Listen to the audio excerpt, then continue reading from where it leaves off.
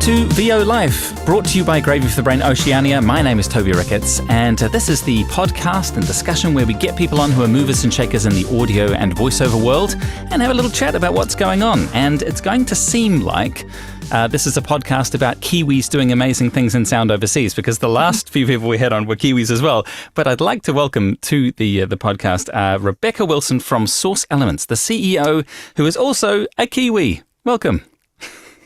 Toby, thank you so much for having me on today. And thanks to Gravy for the Brain for making this happen. We love working with you guys. Absolutely. No, it's a fantastic partnership.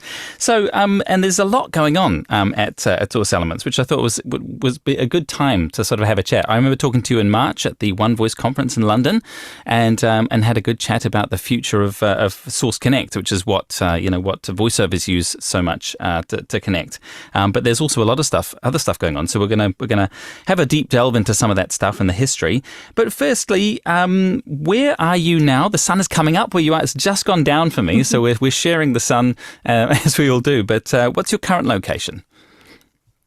So currently in Madrid, we're traveling around Europe slowly. And I've been very fortunate to learn Spanish in the last years, and it's been a great opportunity to get involved with the Spanish-speaking community, and it's just an honor, and I'm loving it so much. Wow, that's fantastic. Yeah, lovely place to be in Europe. I imagine it's probably getting a bit colder now, but it's pretty welcome in Spain, I imagine. Yeah, but here in Madrid, it's nice because, it is cold and everyone loves it, and we get a proper Christmas feeling. Yeah, it's true, isn't it? Yeah, absolutely. I do miss the white Christmases. I come from England originally, so I kind of grew up with them. But so you're from New Zealand originally. How long have you been overseas? Yes, I left for Australia, like most young Kiwis, in my early 20s after university. And it's funny, I moved to Australia specifically because I was like, well, I need a change. Where do I go? Coffee was really important because you know where we are about coffee. So the only option was to go to Melbourne, where I knew a friend who made really good coffee. So I moved to Melbourne. Loved it. Melbourne's a great city. Yeah. And then so after artistic, that, yeah. And I was able to move around easily from the beginning because I had started doing programming for the internet in the mid-90s when everything was just starting. So it was a very privileged time for me, where before I'd learnt that computers existed, I was studying music. So I have a degree in music composition, orchestra music, and those sort of classical composition skills, which I love having. And then, when I was at university in the later years, discovered that computers were doing these amazing things with sound, and was like, okay, go away orchestras for a while. And I just threw myself into electronic music. Wow. And realized also quickly that if I wanted to sound unique as an electronic musician, I need to write my own software. So that's sort of how I got into it. Wow. So what year was that roughly? Like 95, 96. Oh, wow. So that's really like the birth of when it was electronic music. EDM, as I guess it's now called, was really kicking off. Yeah, I remember Amiga 500s and playing samples, and sampling was a really big thing. And like it was an amazing time to be into music and computers, because like they were, it was. They were really intertwining and discovering what things could do. And I almost feel like, especially for a brain like yours and definitely for mine, I loved the problem solving and the kind of technical stuff you had to overcome to make music back in the days. And I always find it you have to be very stubborn. Yeah, exactly. And I found it disappointing now when like I use something like Ableton Live, and you have all the plugins and you can do anything. And it's kind of like that's more difficult than having a challenge that you have to, have constraints on you, I find. Try programming some code, Toby. I think you might find those challenges will come back, and it's really rewarding. Exactly. Yeah, I do wish I'd got into coding, because I've never gone down that road. I've used computers, but never actually sort of gotten inside them. But so I mean, what was that first spark of getting into sort of code and computers? No, like I said, it was being like at the university, and they have an obligatory class like, here's a computer, and it's this digital music creation, working with Pro Tools, working with samplers, working with synthesizers, and all the analog and so it's part of your equipment course they had. And my brain was just like, oh yes. It's like that first moment that you try, like, I don't know, like, millefeuille in Paris. You're like, oh, I like dessert now, because you never knew. And then the same thing happened with the internet. So I remember the first time that I sort of experienced it, and it was just, again, like, oh my God, like, I am no longer isolated on this small island where, it takes 2 years for blockbuster movies to arrive, and, magazines are 3 months late. And, we grew up like that. We grew up very isolated in terms of media. And we were very special country for that. We were a very united country. And I'm so glad to have come, be from New Zealand. I was just back recently after 4 years. Went back to see my mum, which was amazing. And it's like, okay, so, it's always the first place in my heart. But thank God for the internet. Exactly. Like, it really has shrunk the world. I mean, I absolutely could not do what I do now from where I am without the internet. Like, it has absolutely democratized, geographically, it's democratized the world. I would have had to be in LA or New York or somewhere with studios and pages and all that kind of stuff. So it is amazing what's come forth. So, I mean, out of that kind of those two interests, Source Elements is the obvious, who else could have done it? It's obvious, combining, right? Combining audio engineering and music and computers. So what was the germ of the idea? Like, how did it all come together? Oh, well, that's classic. So I had been living in Europe for a few years, and then decided to make my way back to New Zealand. Again, I love change. For me, I have very high entropy level. I don't like being static.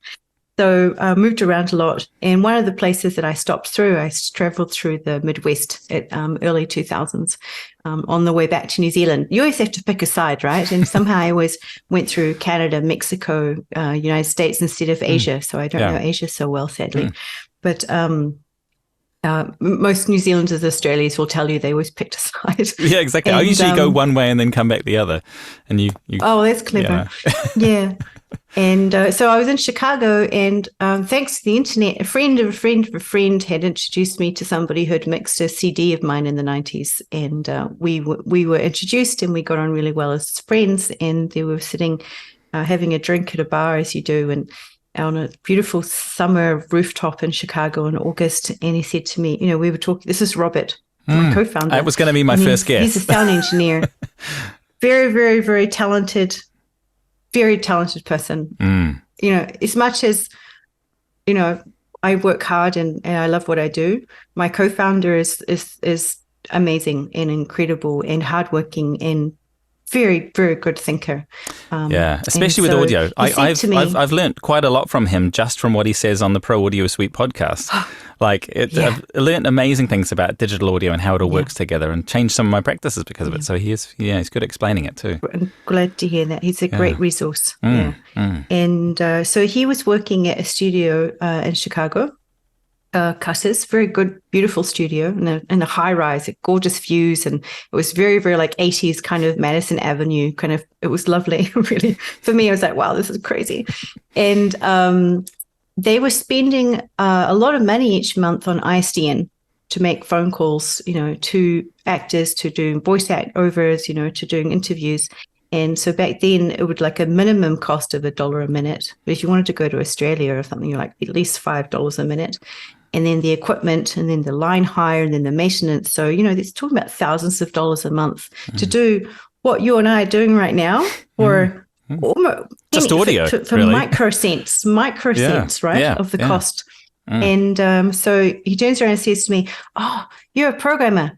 So this is, do you think we could do this ISDN thing on the internet, now that we've got like 1 megabit connection?" So I was like, sure. Stupid.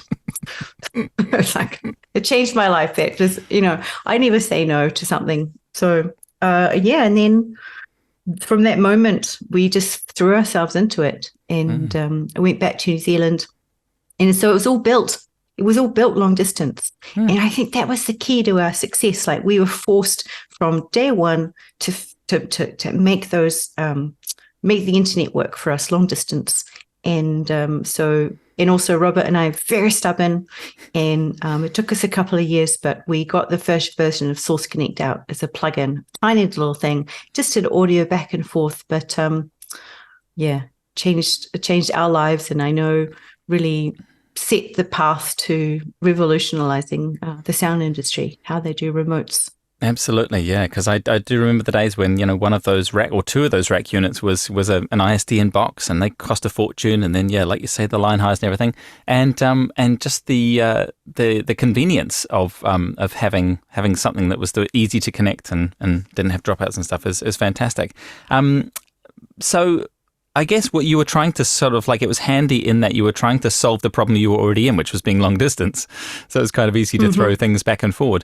What was it sort of designed in, to get a little bit nerdy for a while? What kind of platform was it built on? Because I know the part of Source Element's success over the years has been that it hasn't been reliant on someone else's proprietary stuff. It's built it's kind of has a core which is all your own, doesn't it? Whereas a lot of the other softwares that sort of came after rely on something else, like either a part of the Chrome system that came out, or as soon as that happened, there were tons of people around offering this amazing voice-to-voice communication over the internet. But it never had the same sort of quality or industry sort of backing as Source Connect. So why do you think that it took off, and how was it built so that it would be successful? Well, it's really simple. Look at the microphones that we're both using. These are not $20 microphones that you buy at Lidl, that are fine when you're talking to your family. They're not the microphones built into the MacBook. These are purpose-built professional microphones that probably cost, I hope, much more than Source Connect, and more than the MacBook. So they're precision engineered tools for the purpose that we need, right? They're very good quality. And, not everyone needs one. My grandmother does not have a microphone like this. She uses whatever on the computer. But so Source Connect is the same. It's just the same as that. Look behind you. You've got the beautiful keyboard. That's not something that everyone has at home to have their kids to learn. So we have, we invest in our tools. Because at what stage did Skype come along at the same time, which did a very consumer job? It was a couple of years later. Right. So you were even before sort of Skype. And it was great because we used Skype for our support calls because it was great. So Skype was really helpful for us to be able to do remote support. It was our first support method before the browsers came along. Interesting. Because, and no one back then was doing sort of like Skype, but recording on their end, like from what I remember. Skype was very bad quality. Yeah, it was exactly. Yeah. But like these days, people will do a Zoom call and they'll kind of record on their end potentially. But I feel like Source Connect occupies that space where you might as well be in the booth. It's because you can get it on, you can get it actually inside of your door, which I think is the key to its success, is the fact that you can actually inject the audio right into Pro Tools as if someone's just in the booth. And was that the design from day one, that you could day one? Right. Yeah. So it was injecting it right into the track. Yeah, it had to feel part of the engineer's workflow.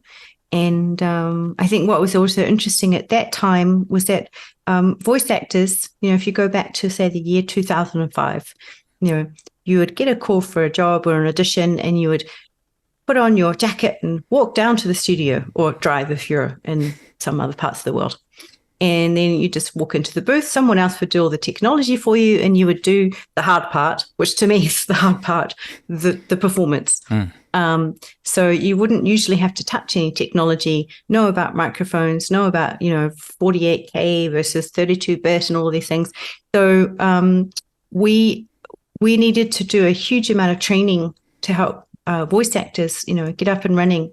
I don't know how many Pro Tools licenses we sold for Avid back then. And so it's been a huge, really important partnership with Avid, of course, and with the other door manufacturers. And so, a lot of what we do, we build software and we do training. We do technical support. The two are absolutely intertwined. We couldn't have a company without our tech support. Absolutely. Yeah, I used a significant amount of tech support in the relatively recent future because I had a network change. I'd always just used Source Connect and it had always just worked without the port forwarding because, there's this big thing about, with voice actors and the whole, port forwarding, it's so tricky and blah, blah, blah.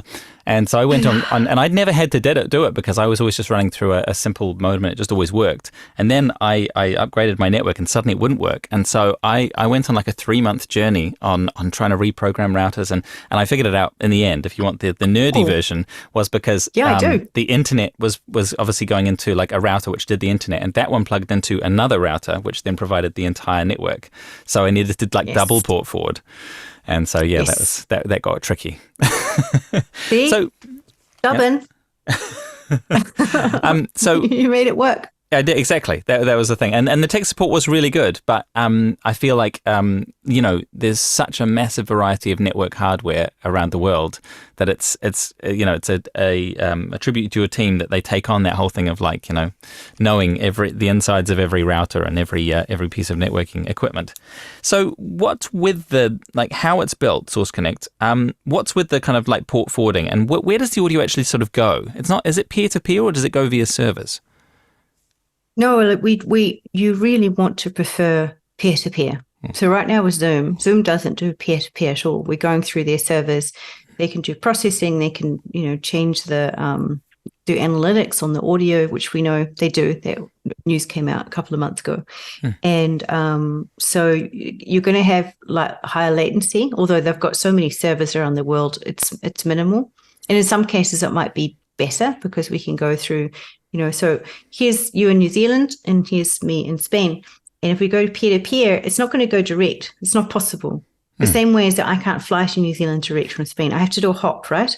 So the internet has to do the same thing. It hops and probably makes at least 10 hops to you.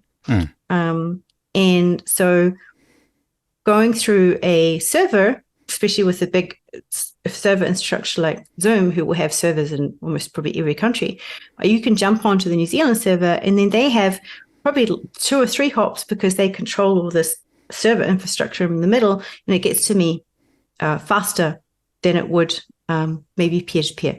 They're speculative. You never know. It changes every time you connect. If you look at how the internet is made, it's really important. I think it's really interesting to understand this. It's a whole set of computers everywhere. Some are going down, some are coming up, some are changing the network, somebody's doing repairs, a boat sliced through a cable. This is happening all the time. Every second, every millisecond, the internet is changing. So every time that you send a tiny piece of data, like a little packet, 10 milliseconds or less, it might take a different route every time. And it's fascinating that this is why the internet works so well. It's resilient because it's built for failure and it's built to renegotiate constantly. It's really fascinating. Isn't it amazing that it just works? When you break it down that, it is just absolutely, you try and comprehend it and our brains just explode with complexity. It is fascinating. So, but Source Connect was always built to be peer-to-peer. Is that right? Well, we prefer peer-to-peer because you usually do get the best route. We're not a big company like Zoom. We don't have a $1 billion infrastructure to put servers everywhere. If we did, then gosh, they're speculating. We could build a preferable network that used that, but then still, between you and the server is actually the weakest point. So between you going out from your router, has to go through the city, has to go through your building. You'll be sharing that network with other people. At 8 o'clock, everyone's watching Netflix or Neon or whatever. And so this is actually the hardest part, is to get through that. And so if you can get the fastest route between you and what they call the first hop, then port forwarding really helps with that. Right. And that goes on the backbone then, and all the sort of big light exactly. pipes that you are... want to that get are to kind the of- backbone Yeah. as fast as possible. Yeah, right. Very interesting. There's other things too. If you port forward, you can also give priority. So you can say, these packets have priority over my 15-year-old son's World of Warcraft packets. Absolutely. So, and so that's what I wanted to talk about was the port forwarding, because it is this sort of like thing that people get stressed out about. It's basically just like there's a whole bunch of letterboxes like in your internet connection, isn't it? And it's just like you have a dedicated one. This is just for Source Connect. So when that comes in this letterbox, send it to this computer without any delay. That's basically what it is. Nice. No, Nice. pretty much. Well, there we go. So on that topic, maybe just to do a bit of a spoiler with what Source Connect 4 is doing. Oh, yes. We're going to talk about that in a minute. We can talk about it now, actually, because I was going to save it for a bit later, but it would be, since we're on the Source Connect topic, one of my questions was going to be what have you fixed for the next version of Source Connect 4? Because we've been waiting for such a long time. It's so close. It's so close. How close though? I need to know. So we're going to have working very hard to have a beta in the first couple of months of next year. Cool. And so we'll be starting to reach out to people like yourselves who've been using it a long time, and we know are going to give us the most honest feedback. It's really important. Like people who've known Source Connect for 10, 15 years, people going back to 2005, and we've got a strong relationship with, and you'll try it out and you'll tell us for sure yes or no. And we'll stress test it. We've shown it. Exactly. Yeah. Exactly. So we'll be rolling that out first to the early adopters, cool. And then working to get a release by in there's always the NAB show in April in Las Vegas. So we try for a release. That's the big technology sort of It's very rare that I talk about dates. My team will tell you. It's like Rebekah never it's a date. But you know what? I want it to come out in April.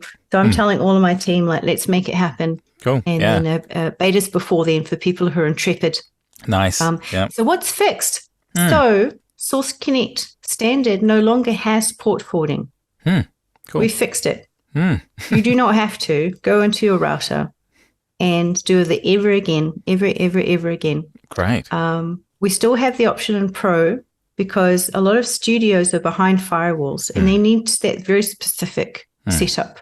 So, if so it's still there. It's still an option to be enabled. But it's no longer, it's just like, Meet or Zoom or Teams, you just log in and it just works. What I was saying before about us not having billions of dollars of infrastructure, we do have some infrastructure. We're just not $1 billion one like Zoom. So it's very good. And that will be growing as well. So, so that's the main big thing. The second big thing is that you can have up to 6 people on a call, which is really great. Oh, that's cool. Right. So, So you could do other multi-actor performances or have a producer or a client on with you or, multiple microphones. There's many, many uses for it. Absolutely, yeah. And have they got all matched latency if you had multiple microphones? Or I suppose it doesn't matter that much, but they'd all be similar latencies. Or are they going different routes? It's something that we're planning, actually. So, good question. Cool. Yeah, it's possible now. Yeah. Yeah. Right. Yeah. And any other features that make it stand out from the others? I assume the Mac and PC thing won't be a thing because that's been a big thing. Oh my God, yes! It's Windows and Mac 100% compatible and always will be going forward. That's a promise that we're making. So this is being built from the ground up. Is that right? Oh yes. Like it's not just an update. It's a new product. No. It's new product. Yeah. Right. But it looks, if it doesn't look the same, it's a new design, but it feels familiar. The settings are the same. It's got the same configuration. You've got your same user list in there. You've got the same, connect button. So it's not going to be unusual. It's not going to be new to be like, oh my God, what do I do? It's very, very familiar in a new way. It's like, getting your house redecorated. Exactly. It's good. But is there video in there as well? Is that a thing? Not yet. Not yet. The video is now in the Source Nexus gateway product. Maybe that's what I'm thinking of. Yeah, absolutely. Yeah. Which we'll talk about a little bit later as one of your other sort of products. what was I going to talk about? The new Source Connect. So the pricing models, because there's always been this. I was lucky enough. I think I came on board in like 2006 with a studio that I owned way back when. So back then it was like you pay your money and that's it. You've got it. Like that's it. For a lifetime. Will old licenses still be covered? Because it's just a version upgrade, or is it? So there's the big change happening. Is that because we have made massive improvements to the software where you don't have to do port forwarding. We've got other features coming, videos coming. All of these things have running costs, like daily running costs, like usage costs. So your license, the only change going to be is that with the support fee that we've been asking people to pay is going to be mandatory so that you can have your service running. Right. But you get support with that, I assume. So if there's any Exactly. Yeah, right. Yeah, cool. Yeah. Okay. And so much more. We have, things that I can't talk about today, like so much coming. Great things awesome. Coming. Yeah, cool. Yeah. So a lot of voice talent that I've met sort of they didn't want to sort of sign up for something that was kind of long term or was going to cost them quite a lot. But they would like to do it kind of job by job. And there was like a casual fee for a while. Is that going to continue in It's still there. Yeah, cool. So it's just like month by month. That 2-day license. I think it's just either month by month for sure. You can either get the monthly subscription when you need it, and it does have the setup fee. However, so that monthly fee is going to be, I think, minimum US 110 if you just take it like twice a year. But if you're using it 3-4 times a year, then we offset that. We don't ask you to keep paying that setup fee. So cool. Then it can be very affordable. Yeah, absolutely. Because I feel feel like like within 4 months. Yeah, because it's something that the voice talent, especially new voice talent, which sort of see all these jobs that say you've got to have Source Connect, and they're like, oh, well, I don't want to buy it because if I don't get the job, then I still have to pay it, sort of thing. And so I've been telling people that there is that sort of short term option. Good. Which is it is a good option. And I see there's lots of other software providers like Positron comes to mind, or other sort of voiceover related products where they are doing it on like a project per project basis. So you can basically just build it into your voice fee, which I kind of like the idea of, because then it's if the client's demanding it, then you just add it to the fee for the client. So that definitely works for voiceover artists. It's not exactly a bugbear. I want to talk about Source Connect Now for a little bit. Because back in the day, I remember when Source Connect Now came out, there was lots of confusion about like what, because people were like, you need Source Connect. And people were like, I have Source Connect. I have Source Connect Now. But it was a substantially different product, even though it kind of did the same thing. So could you go over why Source Connect Now became a thing and what the differences between that was? Because I was kind of confused that it came out and it was free. I was kind of like, isn't that shooting yourself in the foot kind of thing? What was the rationale behind Source Connect Now? Well, again, to go back to the dessert analogy, which I like, so Source Connect is, very, very purpose built and made so that you can guarantee the recording is going to be perfect every time. So it works on your desktop. When your computer's running, there's a thing called a clock, and your computer is making sure that all the timings are working. And we can work with that clock on the desktop. We can write software on the low level to make sure that when audio is coming, we record it. Audio is coming and we record it, right? And so you're going to get a perfect recording. So you do that when you use your tools, your Audacity or your Adobe Audition, your Pro Tools. You hit the record button, you don't have any doubt that what's going to come out isn't any different from what you recorded. However, with on a second level, you add a tool that's not purpose-built for audio, such as a browser. It's not made it doesn't care about these clocks. We can't guarantee to you that when you hit the record button, the same thing is going to come out, especially over a long period of time. Things can get out of sync. Further, the browser is not allowed to talk to your computer directly. So if you close your browser before you save that recording, it's gone. We can't save it, right? So you could say, okay, well, why don't we save it to the cloud? Yes, but then we can't guarantee it's going to get to the cloud. What if during sending a packet, your internet, one of those, what we just talked about, the whole resilience of the internet, one of those little servers goes down and your packet gets lost. That happens a lot. You don't have that information. There's so many things that can go wrong when you're recording files. This is why we have dedicated desktop software. This is why digital audio workstations exist. Source Connect is just another kind of digital audio workstation. So the browser is amazing for communication. So there became, in 2013, they launched a protocol called WebRTC. Zoom uses it, a form of it. They use their own form as well. Google Meet uses it. All of the Source Connect now uses it, and all of the other services out there that do real-time audio or video chat. All the video chats out there, mobile and all, they always use the protocol called WebRTC. WebRTC's primary purpose is intelligibility. When I'm talking, do you understand the words that I'm saying? That's what it cares about. It does not care about when I am recording or you are recording me, are you going to get the perfect recording? It doesn't care. So yes, it works most of the time. But is that good enough for when you're in a job with an important client? So it's a compromise, basically. It is an amazing compromise. So what we've done now, is if we can segue to Source Nexus on this, perfect, sure, okay, is to make it clear that, we love the browser. It's just does incredible things. You can record with it. You can do multi-chat recording with it. You can do all these incredible things with it. And so we're really embracing it. And you'll see with Source Nexus, a lot of really special things coming out. But what it will do, everything except guaranteed recording. And so Source Connect now was never really designed to be, a replacement for Source Connect. It was meant to be like, here's a place that you could join with your clients. And so you can chat with them because they don't have Source Connect. And then you can route your system through.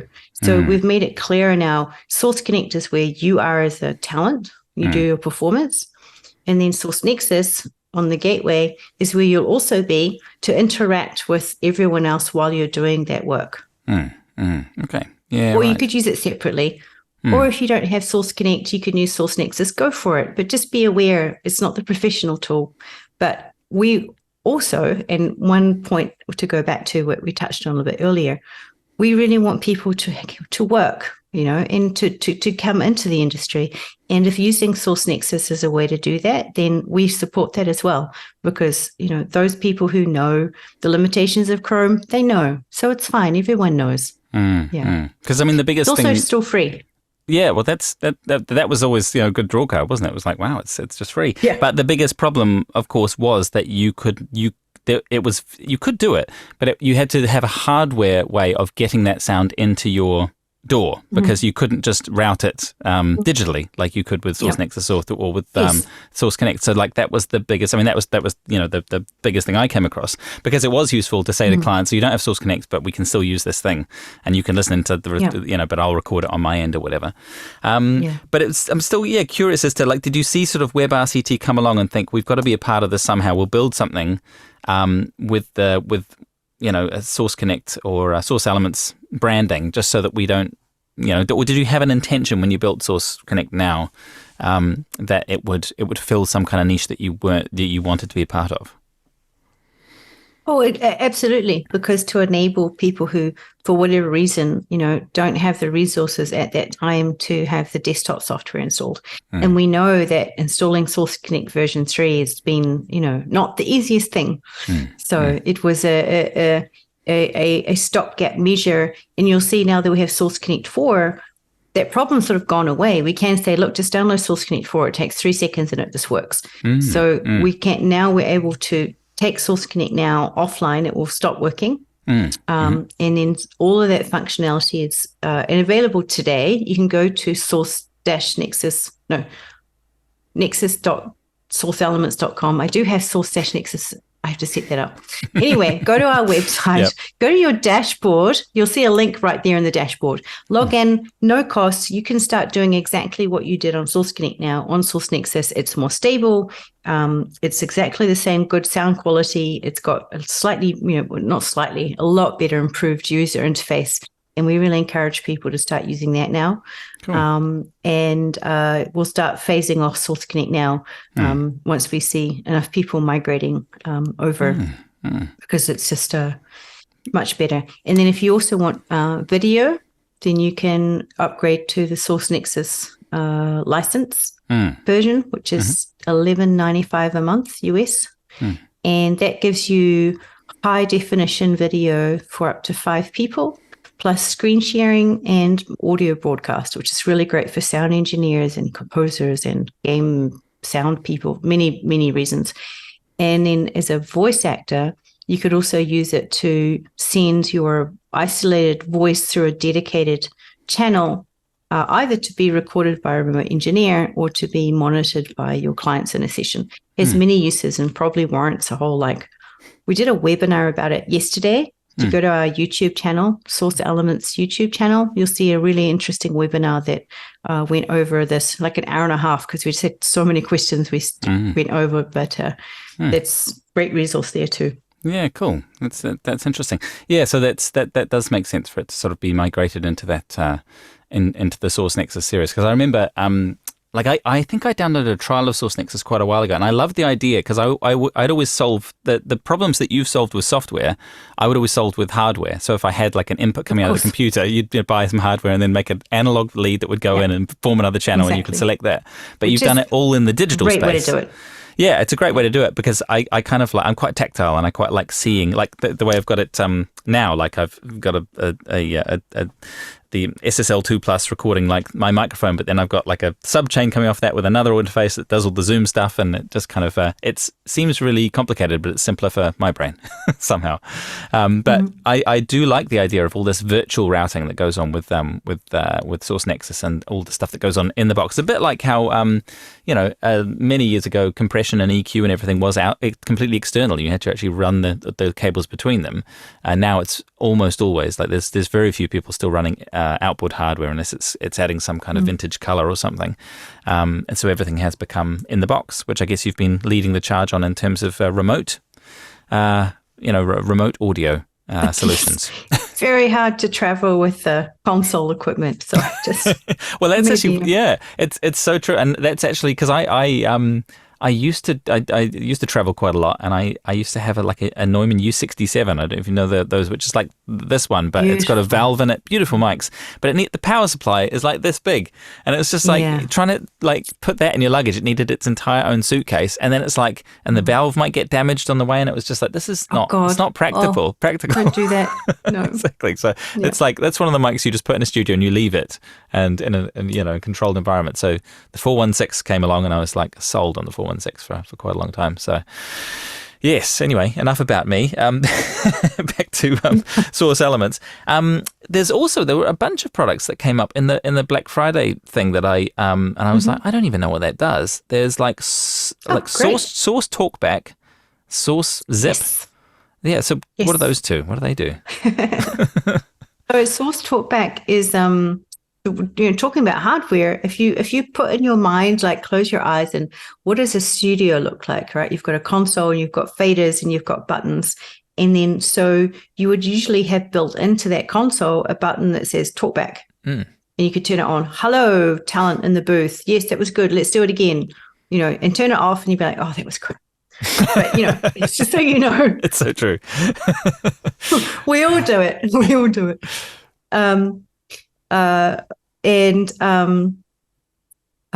So that switch, as we were saying, more and more people are mixing in the box, working on laptops or computers, and they don't have a console.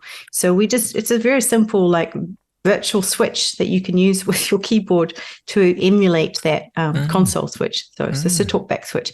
Very simple, but one of those things that it's just oh my God, this works. And it works because it's integrated with your with your system. It works into the DAW, so you can use it to create quite complex switches. So, for example, we made it so it also knows when the DAW is recording. So it would always turn the talkback off when you're recording. So you'd make sure that there weren't feedback of any kind. You could use it so that the client could use a switch on the phone, so they could also communicate. It's not so useful anymore because just the way that technology's moved, but it was very, very useful for a long time. Absolutely, yeah. So and it's discontinued now. Yeah, right. But we're still selling it to people who know it's not getting upgrades, but please have it if you want it. Right, okay, that's cool. I feel like the more and more we talk, that Source Elements is really... it really revolves around like these virtual tools and like basically coming up with clever ways to route audio within the system and to other people's systems. It's like that software bridge between what we're hearing, how it goes into the box and then comes out the other side. And that's like not just that as a standalone audio, but how to integrate that within Pro Tools and within Audition and all the different kinds of plugins that there are. Would you say that's a fair summary? That's kind of like where you sit, is at that crossroad? Oh, absolutely. Yeah. And this is all coming out of Robert's brain. You see him talk. He's like, he will be doing a job because he works as a sound engineer during the week, which is really important. We make sure he still keeps his, day job, as it were, although he doesn't sleep. So he's like 3 day jobs. And, he'll give me a call at 6 a.m. Okay, figured it out how to bypass all this hard stuff that takes me 2 hours every time I need to set up a session. Now I can do it on one plugin. And I'm not kidding. He's invented some incredible things. And one of them just came out again with the Source Nexus suite. So it's called Source Nexus Review, which is also really amazing for voice actors. So we're making a standalone version. What it will do is that you'll run this application on your desktop and the input will be your microphone, your good quality microphone, and then it will automatically route itself. You could either use it with Zoom, you could use it with Source Nexus Gateway, you could use it with anything you want, and then it separates the sound and brings back the talkback of your clients or your producer or your sound engineer, and it just allows you to then, with a talkback built in, and it's like a tiny little mini remote production studio in one. It's really special. We need to do a dedicated show about it once we've got the standalone version, because right now as a plugin, it's really designed for anyone using Pro Tools or working with an engineer, but it cuts down what would have been like half an hour of like hard brain thinking to 2 seconds of putting a plugin on a fader.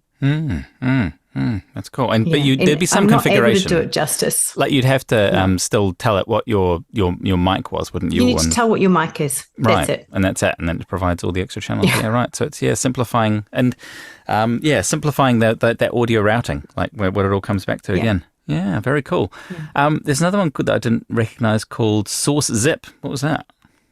Source Zip was fun. So again, take yourself all the way back to when the internet was slow and computers were slow and we were sending each other big files and they take ages. So Source Zip literally does what it says. It zips audio and video files to being, up to 1/10 of the size. And then you could send it a little zip package and the other side would unzip it and it would be, then you could keep working. So instead of waiting for, what was back then, 5 or 6 hours for a transfer that may fail. I'm sure you remember the times when we had like anxiety. Is the file going to be transferred or not? There were entire industries built on this, right? I'm transferring large files around the world. And so we did that to alleviate the anxiety and to make it really easy for transfer. It's just not needed so much anymore. There's still some pockets around the world who need it, where their internet is still not so strong. So they really love it. But again, it's been built into Source Connect 4. That's cool. So we'll have file transfer come into Source Connect 4 now. So that's the other thing. All of these little tools that I'm telling you about, they're going into Source Connect or into Source Nexus. We're going to be finally a company and you go, oh, I know what they do because they've only got 2 products. Right, exactly. It's the dream, isn't it? Is to try and get the web of stuff down to a simple proposition where people understand what it is. I had a question about what happens with, because we live in a world of pretty bountiful internet these days. again, going down history lane and, trying to transfer a gigabyte of data would have just taken weeks. And now it happens so quickly. But if you're on like a slightly weak connection, what happens with the new Source Connect 4, if you're on a kind of a dodgy connection? Like, how do you can't lower bitrate necessarily. Like, there's got to be some kind of yes. compromise made. Yeah. So how do you solve that? And with video coming up as well. Yep. We have the gold standard of this. Again, like Source Connect is used because you can guarantee the recording. We guarantee the recording by knowing the status of the audio received from the other side. So if you're sending me audio, then I'm going to know on my desktop application, again, because it's mine, it's not a browser, I have access to the low level. I can see data received, data received, data received. Oh, data missing. And I'll ask for it again, and I've got time to put it back in. Or if there's no time, because sometimes it was like lost too long ago, I'll say, don't worry, I'll do it later. But I'm going to save that piece of data. And then once I finish the recording, I'll put it in, and then you play it back and it's perfect. So it's like the list of jigsaw pieces that are missing. This is our magic. Yeah, that's exactly. Is that what has been called? We're the only ones that do this. Was that what has been called Q Manager until now? Exactly. Right. So again, this is built now into Source Connect 4. As a talent, it just works automatically. You don't have to do anything. Just leave the software running, and we've got a little indicator that says, hey, things need to be happening. Please don't log off right now. Or when you do go to log off, it'll say, please don't log off right now. The engineer is still, working with your data, but it's very tiny and you won't even notice it. So it's you won't, what you'll notice is how happy your sound engineer is. Yeah, exactly. Yeah. Because I've encountered the problem, because I'm on PC and usually studios are on Macs, and the fact that Q Manager wasn't compatible between the two. I know. I'm so sorry. No, that's all right. But there must have, there must have been an incompatibility between like the two platforms that they're built on, because they're built on different kind of infrastructure, for want of a better word, on the different platforms, and they could kind of mostly talk to each other, but not quite. Is that what went on, or is it just you just at the one point said? No, they're the same code, the same, but Windows and Mac are very different beasts. They're very like, you've got Linux as well, which is a whole nother thing. So like you can write code, that can be very simple, and you could run that on all of them. But at some point, your code's going to interact with your audio drivers, with your video controllers, with your internet. And the way that Microsoft and Apple and Linux and any other new operating system, their interfaces, they don't even are recognizable to each other. So we have this layer of like code that's the same, but then we have to write a second layer of code, which is like much bigger, which is the interface layer. And that has to be different for Windows and Mac. And unfortunately, Windows 10 stopped supporting 32-bit code. And so we decided at that point, like, okay, that could take us a year to rewrite, or we put all the energy into Source Connect 4. And you're going to see the output of that. Source Connect 4 does have all of that support. You'll have access to the Q Manager. We just call it Restore now. It's a very simpler word. That makes sense. So it's restoring. Yeah. And you'll see this little animation. It's really cute. Yeah, fantastic. Cool. Oh, well, we're nearly done. I wanted to ask you, I'll ask you the cheeky question now, because I've always wondered this, and it would be really funny if there was something to it. So you know how when you go on to Source Connect traditionally, and then you can make a test call, and you can like do stereo 44.1 or whatever. I've always wondered, is there a computer on somewhere with speakers, and you can go into it and you're listening to all the things people say when they go on the test? No. Because I wish that was a thing. Because imagine it would just sorry. Because sometimes you go on and it's quite busy. You have to wait for a slot, and it's just whoever gets on. And I imagine people are saying I've said the funniest things on there, and it would just be hilarious. It should be a podcast, really. Yeah. Well, we could always do an April Fool's thing next year when we we route all of them together. But I know it's running on a headless Mac and on a server, and we have, it's really important to know, we have very strict security compliance. True. Where Hollywood work with us if we're not compliant. And, us listening to people's calls would be definitely against exactly, that. Yeah. I work with a studio in Auckland, Native Audio, who are very good friends, and they were saying about all the, like, to get Disney certified, or you have to just, the layers of security are bonkers. It's crazy. Like, it just blows my mind. So, I always said that there's more money in Hollywood than the military. Yeah, true. So, final question: the future. You've got, obviously the near future. You've got these really exciting things coming up with Source Connect 4, and Source Nexus is like all over the internet at the moment. People talking about it, which is really good. But beyond that, what do you see as the kind of future of the company? Does it involve AI? Since everyone's jumping onto that into that game, what do you see happening? I mean, AI is like saying, do you want to use a knife and fork when you eat your dinner? It's more like, it's the most convenient way to do that. I also don't like the word AI. I use the word machine learning, which is what it is. It's a machine learning to do tasks.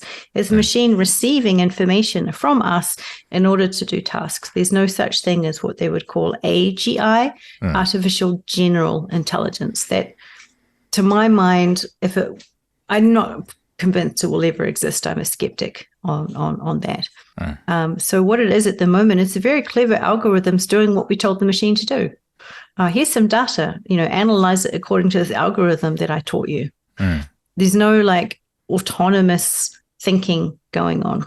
So, however, what we have seen is the machine learning how to replicate voices. We know that's huge. We just saw what happened with the SAG-AFTRA strikes, and with a really, really positive outcome. I'm so glad. Also glad the strike's over. I was in LA when it was over, and you could just feel the light was lighter. The air was lighter suddenly. Everyone was like, I can work again. It's like, oh my God, it's great. It was really great. We were celebrating. So the other thing that ML can do, aside from, take our jobs, which I think is a very, very, very small part of what will happen. We'll say not take our jobs, but make our jobs more interesting and more creative and more exciting. So every new technology does two things. It creates and it destroys. If you think about when the internet came along, and if you think from the perspective of Hollywood, it's like, they hated the internet because piracy was possible on a massive scale for the first time. So what happened? It took them 20 years, but then, Netflix and Disney Plus and Apple streaming comes out. And now, look, we have this extraordinary opportunities of so much amazing content being made and so much more work for us all. Hollywood is, the industry, it's bigger than it was in the 90s, thanks to the internet. I believe the same thing will happen with machine learning. We just have to get over this hurdle of being like, I'm afraid, what is it going to do? I believe that ultimately it will just become an excellent tool at our service. And it's going to be a period of adjustment and of tool maturity. Absolutely, yeah. It's only during periods of widespread disruption that you get those opportunities, isn't it? Look at the mammals and the dinosaurs. Exactly. So, if I was a voice actor, I would be researching, how does this make my job easier, faster, more efficient, better? For example, I'm using a voice processor called CRISP. And it uses machine learning to cut out sound. So right now you can't hear this, right? You can't hear that. Nothing. I could have a machine drilling next to me and you wouldn't hear it because the machine's learnt what is the contents of the human voice, only let that pass to the microphone. I've been using it for 2 years. I goddamn love it. I can work from anywhere in the world, and I'm not afraid of what's happening behind me. Other voices get through because they haven't yet figured out how to train to my voice, which is what I'm waiting for the next version. They need lip sync. So then we go, I want my voice to be trained. So then there's benefits, right? So as a voice actor, I'm going to want to train my microphone to my voice so that it can enhance me. Not replace me. There's one example. And I think there's many of them. I'm just one small person. Yeah, it's that's come up kind of because Google Meet has a little bit of that built in terms of like if non-speech noises don't really make it through unless you turn the setting off. And I've run several sessions with Great for the Brain to do like character noises and like death noises, and you just see these people on screen going, Yeah. and it's like completely cuts out their performance. Exactly. Because it's not Use speech. Source Connect. You know? We don't cut any out. No, exactly. Yeah, fantastic. Well, Source Nexus actually will also pass all that too. Cool. Yeah, absolutely. Yeah, and it is a good thing that I like that it is just the audio from your mic going straight into the system and then straight, it comes out the other side, untouched, which is perfect. Cool. Well, it's been lovely to catch up with you. If we covered everything you wanted to, is there anything else exciting you wanted to talk about? Probably just hope to see more of you at the One Voice conferences next year. Cool. And, Absolutely. Yeah. So we wish everybody a happy Thanksgiving. Yesterday, people probably in the US is stuffed and lying on the sofa. It's always fun. No, and we have Christmas coming up, which is nice. So. Yeah, it's a good time of year for catching up and seeing people and eating well. That's for sure. So we're just coming to summer in New Zealand, which is always welcome. Yes, best. Putakawa is a very special time of year. It is, absolutely, yeah. Well, thank you so much for joining me and thank you for giving your time and look forward to catching up soon.